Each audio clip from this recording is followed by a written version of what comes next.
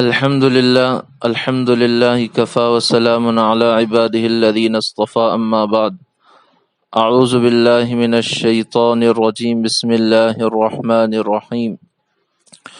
والعاديات ضبحا فالموريات قدحا فالمغيرات صبحا فأثرن به نقعا فوسطن به جمعا ان الانسان لربه لکنود. صدق اللہ العظیم. محترم سامعین کرام، اللہ رب العزت کا احسان اور کرم ہوا کہ اللہ تبارک و تعالی نے ہمیں تراویح میں رمضان المبارک کے مقدس مہینے میں تراویح پڑھنے کی توفیق نصیب فرمائی. آج انشاءاللہ جو ہے سورہ عادیات کی تفسیر ہوگی. سب سے پہلے جو ہے اس کا ترجمہ سن لیں کہ اللہ تبارک و تعالی کیا فرما رہے ہیں. والعادیات ضبحا، قسم ہے ان گھوڑوں کی جو ہانپ ہانپ کر دوڑتے ہیں. فالموریات قدحا، پھر جو اپنی ٹاپوں سے چنگاریاں اڑاتے ہیں. فالمغیرات صبحا، پھر جو صبح کے وقت یلغار کرتے ہیں یعنی حملہ کرتے ہیں. فأثرن به نقعا، پھر اس موقع پر غبار اڑاتے ہیں. فوسطن به جمعا، پھر اسی وقت کسی جمکٹے کے بیچ میں گھس جاتے ہیں. ان الانسان لربه لکنود، بے شک انسان اپنے رب کا بڑا ناشکرا ہے. وَإِنَّهُ عَلَى ذَلِكَ لَشَهِيدٌ، اور وہ خود اس بات کا گواہ ہے.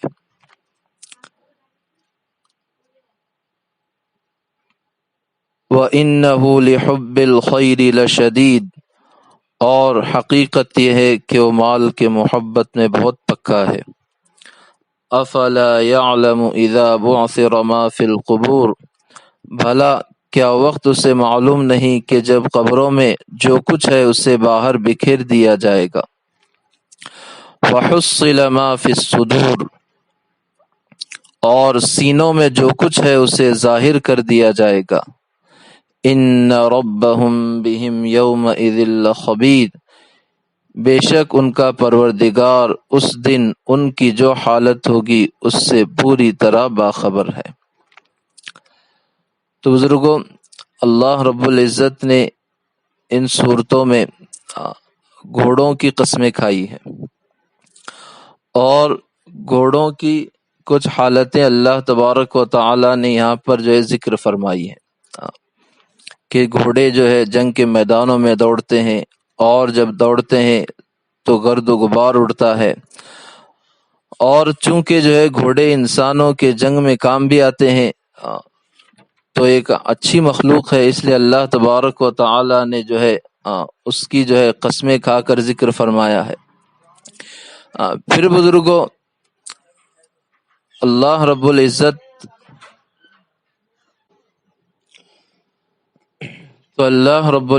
نے ان میں جو ہے گھوڑوں کی قسمیں کھائی ہیں، اور ان ساری قسموں کو کھانے کے بعد اللہ تبارک و تعالی نے انسان کے متعلق دو باتیں ذکر فرمائی ہیں. ان الانسان لربه لکنود، کہ بے شک انسان اپنے رب کا بڑا ناشکرا ہے. حسن بصری رحمۃ اللہ علیہ فرماتے ہیں کہ جو شخص مصیبتوں کو یاد رکھے اور نعمتوں کو بھول جائے وہ ناشکرا ہے. ابو بکر واسطی فرماتے ہیں کہ جو اللہ کی نعمتوں کو اس کے گناہوں میں خرچ کر دے وہ ناشکرا ہے. اور امام ترمذی رحمۃ اللہ علیہ فرماتے ہیں کہ جو شخص صرف نعمت کو دیکھے اور نعمت دینے والے کو نہ دیکھے وہ ناشکرا ہے. بس اللہ تبارک و تعالی نے انسان کی کیفیت کا ذکر فرمایا کہ انسان کو جو ہے اللہ تبارک و تعالی کی دی ہوئی دن رات کی نعمتیں یاد نہیں رہتی، بلکہ جو ہے تھوڑا بہت اللہ کی طرف سے اگر تکلیف پہنچ جائے تو بزرگوں چھوٹی سی تکلیف کو لے کر جو ہے اللہ کا بندہ جو ہے ناشکرہ بن جاتا ہے۔ تو اللہ تبارک و تعالی نے جو ہے اسی بات کا ذکر فرمایا کہ انسان جو ہے اپنے رب کا ناشکرہ ہے۔ دوسری بات اللہ تبارک و تعالی نے ذکر فرمائی وَإِنَّهُ لِحُبِّ الْخَيْرِ لَشَدِيدٌ، کہ انسان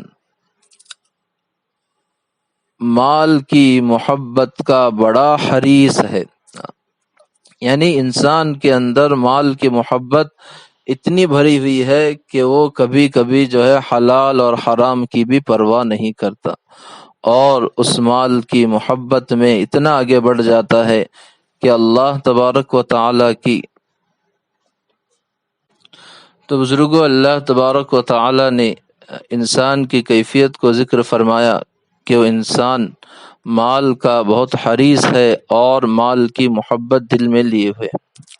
اللہ تبارک و تعالی نے جو ہے مال کا اتنا کمانا کہ جس سے اس کی ضروریات پوری ہو جائیں اور جس کے واجب حق ہیں وہ ادا ہو جائیں، اس کے ذمہ ضروری قرار دیا ہے، لیکن اس مال کی محبت کو اتنا دل میں بسانا کہ حلال و حرام کی پرواہ ختم ہو جائے، فرائض چھوٹ جائیں اور جو ہے غیروں کا حق مارنے لگے، یہ حرام ہے۔ اور یہ اسی وقت ہوتا ہے جب مال کی محبت دل میں زیادہ بیٹھ جاتی ہے۔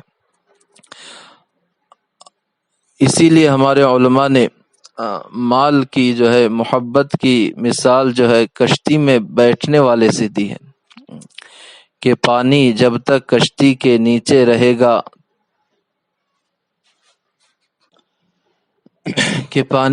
کشتی کے نیچے رہے گا تو کشتی کا مددگار ہے، اور یہی پانی جب کشتی کے اندر آ جائے تو کشتی کو لے ڈوبتا ہے۔ اسی طرح مال جب تک دل کی کشتی کے اطراف میں گھومتا رہے تو فائدہ مند ہے، جب دل کے اندر گھس جائے یعنی مال کی محبت جب دل میں چلی آئے تو یہ انسان کے لیے ہلاکت ہے۔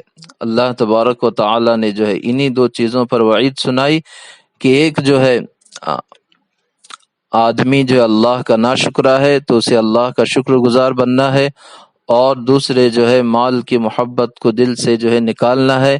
آگے اللہ تبارک و تعالی فرماتے ہیں افلا یعلم اذا بعثر ما فی القبور، کیا انسان کو اس کی خبر نہیں کہ قیامت کی روز قبروں کو جو ہے قبروں سے مردوں کو اٹھایا جائے گا زندہ کر کے، اور ان کے دلوں میں جو چھپی ہوئی باتیں ہیں وہ سب سامنے آ جائیں گی۔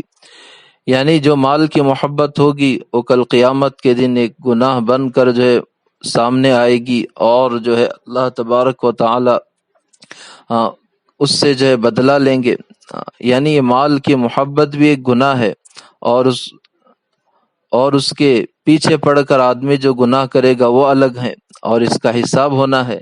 اس لیے اللہ فرماتے ہیں کہ آدمی کو جو مال کی محبت کو دنیا ہی میں جو ہے اپنے دل سے جو ہے نکالنا چاہیے۔ تو بزرگوں، ایک تو جو ہے اللہ کی جو ہے شکر گزاری کرنا ہے کہ اللہ تبارک و تعالی نے جس حالت میں رکھا ہے ہم اللہ کا شکر ادا کریں، اور اس کے لیے حدیث پاک میں آسان طریقہ آتا ہے کہ ہم جو ہے دنیا کے بارے میں اپنے سے نیچے والے کو دیکھیں۔ یعنی آج ہمارے پاس ٹو ویلر ہے تو ہم سائیکل والے کو دیکھیں، سائیکل والے ہیں تو پیدل چلنے والے کو دیکھیں۔ بہرحال ہم جو ہے دنیا کے بارے میں اپنے سے نیچے والے کو دیکھیں تو ہمیں جو ہے شکر گزاری کا جذبہ پیدا ہوگا، اور دین کے بارے میں اپنے سے اونچے لوگوں کو دیکھیں، یعنی جو ہم سے زیادہ اعمال کے پابند ہیں ان کو دیکھیں تو انشاءاللہ جو ہے عمل کا جذبہ پیدا ہوگا۔